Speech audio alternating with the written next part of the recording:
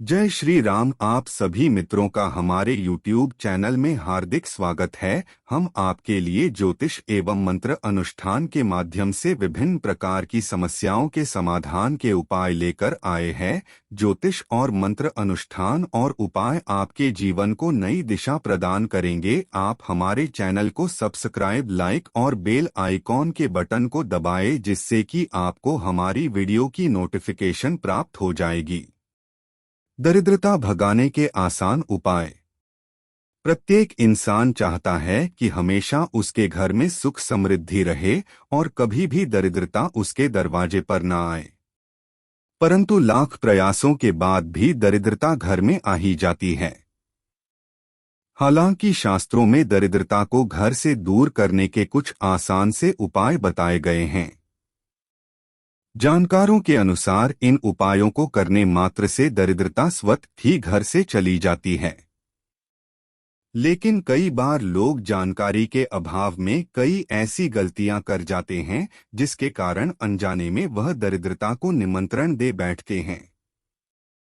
यदि इंसान इन छोटी छोटी बातों पर ध्यान दे तो स्वतः ही दरिद्रता घर से भाग जाएगी और फिर कभी आपके घर में नहीं आएगी। पुरानी परंपराओं के अनुसार कुछ ऐसे काम बताए गए हैं जो नियमित रूप से करते रहने पर हमारे घर की नकारात्मकता दूर हो सकती है। नकारात्मकता की वजह से हमारी सोच भी नकारात्मक हो जाती है, जिससे कार्यों में बाधाओं का सामना करना पड़ता है। गरुड़ पुराण के अनुसार घर की नकारात्मकता दूर करने के लिए उपाय। गरुड़ पुराण के अनुसार घर में रोज गौमूत्र का छिड़काव करना चाहिए। अगर आप घर में रोज गौमूत्र का छिड़काव नहीं कर सकते हैं तो कम से कम सभी त्योहारों पर, सभी शुभ मुहूर्त पर या प्रत्येक माह की पूर्णिमा तिथि पर घर में गौमूत्र का छिड़काव करना चाहिए। इससे वातावरण में मौजूद नकारात्मक ऊर्जा खत्म हो जाती है, घर का माहौल पवित्र होता है। गौमूत्र की गंध में नकारात्मक ऊर्जा को खत्म करने की शक्ति होती है। सुबह शाम घर में घी का दीपक और कपूर जलाना चाहिए। कपूर और दीपक की रोशनी और इनसे निकलने वाले धुएं से भी वातावरण सकारात्मक बनता है। घर के बाहर रोज सुबह रंगोली बनाने की परंपरा भी पुराने समय से चली आ रही है। घर के बाहर रंगोली से भी घर के आसपास से नकारात्मकता खत्म होती है और इसे देखने से हमारे विचार सकारात्मक बनते हैं। सबसे जरूरी चीज घर का कोना कोना एकदम साफ रखना चाहिए।